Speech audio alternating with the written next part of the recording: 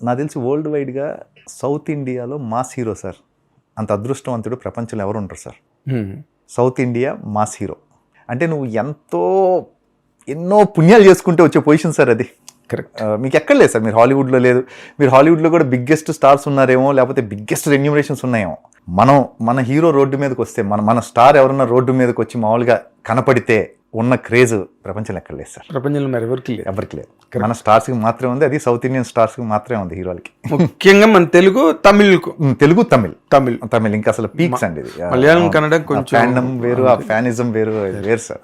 Perfect 100% కరెక్ట్గా చెప్పారు. ఇప్పుడు మీరు ఇందాక 2-3 పాయింట్లు మీరు అలవోగ్గా చెప్పారు.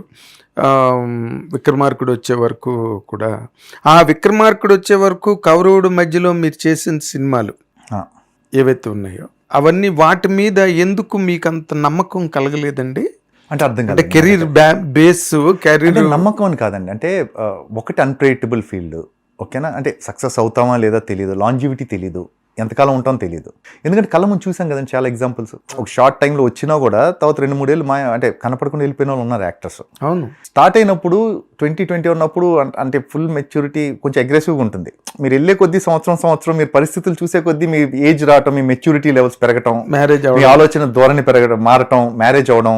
సో ఇట్లన్నిటి వల్ల చిన్న కన్ఫ్యూజన్ ఒకటి వచ్చింది. కాకపోతే విక్రమార్కుడు తర్వాత ఇక నేను ఫిక్స్ అయ్యాను. అంటే ఇది మంచి రోల్, మనకి సాలిడ్ రోల్ ఇచ్చారు, ఇది బాగా వర్కౌట్ అయిందని చెప్పేసి ఇక కాన్ఫిడెంట్ గా ముందుకు వెళ్ళిపోయాను. కొంచెం కన్ఫ్యూజన్ అటు ఇటుగా ఉంది అంతకుముందు కొంచెం.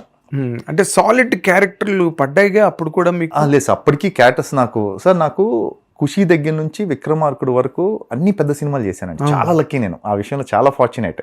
పడ్డాయి కానీ ఎక్కడో సాలిడ్ క్యారెక్టర్ పడలేదు అనేది అయితే అతను ఒక్కడే ఒక నెగిటివ్ రోల్ ఇచ్చే సురేందర్ రెడ్డి, దాని తర్వాత విక్రమార్కుడు. దాని ముందని ఫ్రెండ్ వేషాలు, 1 సీను 2 సీన్లు అలా వస్తూ కనపడినట్టు అలా ఉండే క్యారెక్టర్స్ అన్ని. సో కొన్ని డౌట్స్ ఉండే. సో నాకు కొంచెం విక్రమార్కుడు వచ్చిందో కాన్ఫిడెన్స్ వచ్చింది. అదే ఇంకంటే మీకు నమ్మకం కలిగిపోయింది, ఇక్కడ సర్వే అవ్వచ్చు, ఇక్కడ ఉండొచ్చు, వీఆర్ దేర్ అనిపించింది. మ్యారేజ్ అయిన తర్వాత విక్రమార్కుడు అంతే అండి, అంతే. అయితే ఆవిడ పట్టుకొచ్చింది మీకు? అంతే కదండి, 100%. సిరి సంపదలు పట్టుకొచ్చింది, 100%. అంతేనా? 100% డౌటే లేదు అందులో. అంటే మ్యారేజ్ అయిన తర్వాత కొంతమందికి కలిసి వస్తున్నాం. డెఫినెట్ గా కలిసి వచ్చింది. అవునా? 100% కలిసి వచ్చింది. లవ్ మ్యారేజ్ మీది? లవ్ మ్యారేజ్ అండి. ఓకే. నేను ఖుషి తర్వాతే నాకు పరిచయం అండి నా వైఫ్. సో అప్పటి నుంచే కలిసి వచ్చింది నా వైఫ్, నాకు ఫస్ట్ నుంచే. విక్రమార్కుడు అంటాం కదా, ఫస్ట్ నుంచే. సెకండ్ ఇప్పుడు ఇచ్చినప్పటి నుంచి అంతే ఫస్ట్ నుంచి కూడా.